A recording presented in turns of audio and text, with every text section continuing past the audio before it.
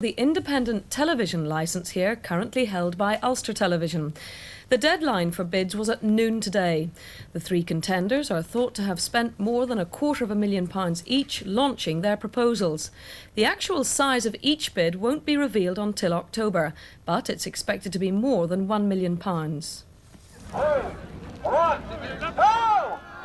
There were balloons for the launch of ITV's bid for the franchise, a franchise they've held for the last 30 years. They were the original contractor when local independent television started here in 1959. ITV licences are now up for renewal under the 1990 Broadcasting Act. Existing contracts end at the end of next year. There are three contenders for the Northern Ireland region: Ulster Television, TV Northern Ireland, a consortium led by the Duke of Abercorn, and Lagan TV, headed by the millionaire bookmaker Barney Eastwood. Each has proposed its own package of programming, and each believes it has the winning formula. It consists of a wide range of regional programmes, 500 hours across a whole range of programme strands. 500 hours is half as much again as is required under the licence conditions, licence specification for this area, which requires minimum 6.5 hours a week. We believe that what we have offered is more imaginative and will produce better quality programmes than currently are being shown. But that's really for the ITC to judge when they say the three applications. Well, you know, I think there's so much in this country. There's some beautiful places and there's some beautiful stories, and I feel that programming could be made locally of a very high standard, not alone that it would sell in Northern Ireland, but throughout the world. The Independent Television Commission will decide who gets the new licence. The three contenders will have to pass a so-called quality test first, meant to ensure a high quality of programming. The contract will then be awarded to the highest bidder. The ITC will only award the franchise to a lower bidder in exceptional circumstances. One example would be if the quality of the service proposed was exceptionally high. Some have criticised the system as an auction where money comes first. The concept of the highest bidder is a noxious concept for such a sensitive issue as public broadcasting. And thankfully the ITC do have the out clause, which enables them to go for exceptional circumstances. And as I say, Northern Ireland surely must be a very unique situation in the whole of the ITV network, and one which means exceptional circumstances here have to be taken into consideration. Viewers will have the chance to see the different proposals in local libraries. Comments can be sent to the ITC office in Belfast.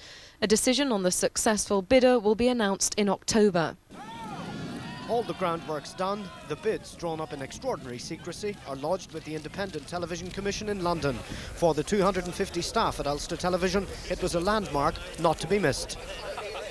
Ulster Television has held the franchise since the station went on the air in 1959.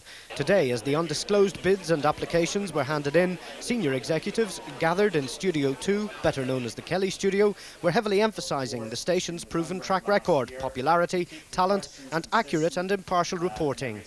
It's cost the rival groups £750,000 to prepare for today's blind auction. It's a nervous time for all of them. Lagan Television and TVNI know it won't be easy to topple Ulster Television. For its part, Ulster is not resting on its laurels. Nothing is being taken for granted. And to underline that, Ulster Television announced a major package of developments, including a new large studio, an hour-long evening news programme and a high-technology newsroom with a dedicated news studio. As well as boosting local output by a quarter to 500 hours, the company also intends moving into the satellite age. We are purchasing next year a satellite uplink vehicle. It'll be the first of its kind in Ireland. We used such a vehicle last year during Telethon to broadcast from 5 different locations around the province. This is where a signal is sent from that satellite link vehicle to a satellite and beamed back here to Haplick House, so we can get spontaneous coverage from any part of the province. You're obviously not complacent. Ulster Television is taking the two rivals in this race for the franchise very seriously indeed. We've always invested in the very latest technology. We'll continue to do that. We are a financially healthy company, so we are very well placed. But we're not taking the competition lightly, we're not being complacent, and in fact their existence has sharpened our competitive edge. It's time for a change. That's how TVNI sees it. It's headed by the Duke of Abercorn and one of the province's leading businessmen, Roy Bailey, who's chairman of the Antrim-based Baird Group of companies. TVNI says it would build new studios in Belfast's Laganside development and is promising that 40% of programming would be made by independent television companies in year one. In the first 3 years, £15 million would be spent in the independent sector. The front of camera team includes Gloria Honeyford, her daughter Karen Keating and Gordon Burns.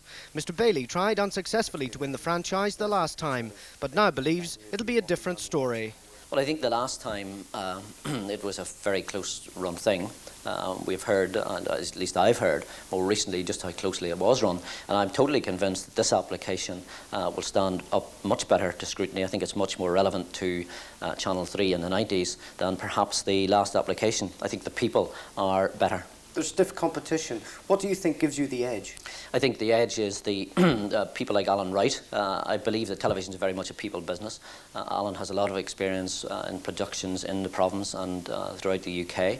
I think that we have other people. There's Gordon Burns, Karen Keating, Gloria Honeyford, Kenneth Branagh, a number of people who have had their base here who are extremely keen to come back to make programmes for the province and programmes for the national network. Like the others, Lagan Television has a formidable lineup. Hotelier Dr Billy Hastings joins top QC Robert McCartney and millionaire bookmaker Barney Eastwood in an attempt to win the right to transmit. They and other big business names in the group know the licence will be awarded to the highest bidder who can meet a certain quality threshold. Lagan Television says it's confident it can do just that. We have recruited the very best. Brian Cowgill is a legend in the television world. Head of Thames Television for 8 years, head of BBC Sport, controller of BBC One, has done it all from the minder to mastermind. He has produced those programmes.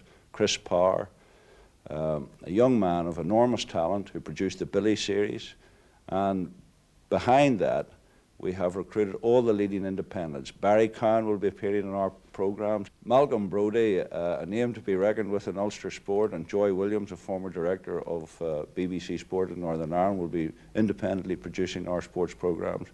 We are going to win this application, and we're going to surprise a lot of people, and we're going to offer Northern Ireland the best regional independent television service in the United Kingdom. All three groups face a summer of uncertainty as the ITC evaluates the applications. A final decision isn't expected until October.